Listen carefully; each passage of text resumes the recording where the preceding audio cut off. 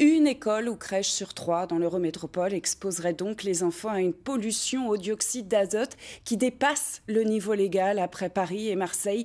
Greenpeace a analysé l'air que respirent les petits Strasbourgeois et établi une carte interactive consultable par tous. L'association écologiste somme les élus de prendre d'urgence des mesures. Emmanuel Gambette, Vincent Roy.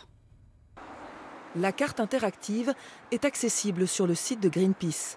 Sans grande surprise, la qualité de l'air à proximité des écoles et crèches de l'Eurométropole est moyenne, voire très mauvaise, de quoi alerter les parents. C'est la faute de l'homme. Hein. Et après, on vient se plaindre. C'est trop facile de se plaindre par après. Quoi, hein. Je veux dire, on pollue et après, on vient se plaindre. Nos gamins sont malades. Quoi. Mais est-ce qu'on va faire quelque chose maintenant?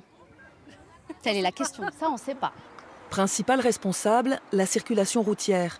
126 écoles et crèches, soit un tiers des établissements, se situent à moins de 200 mètres d'une zone où la pollution de l'air au dioxyde d'azote est supérieure au niveau légal.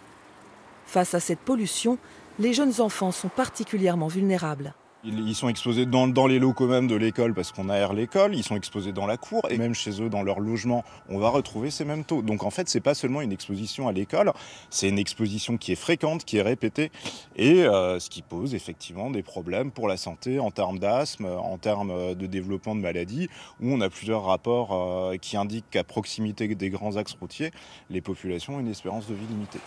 Avec cette étude, Greenpeace espère convaincre les élus de l'urgence de la situation. La ville a déjà pris des initiatives, encore faut-il les appliquer. Par exemple, c'est de faire respecter l'interdiction du trafic de transit sur l'avenue du Rhin. Cette interdiction, elle date de 2012 et pourtant, elle n'est pas respectée parce que l'amende est trop faible. Déjà, 22 €, ce n'est pas suffisamment. Et puis, parce que les moyens ne sont pas mis en œuvre pour faire respecter cette interdiction.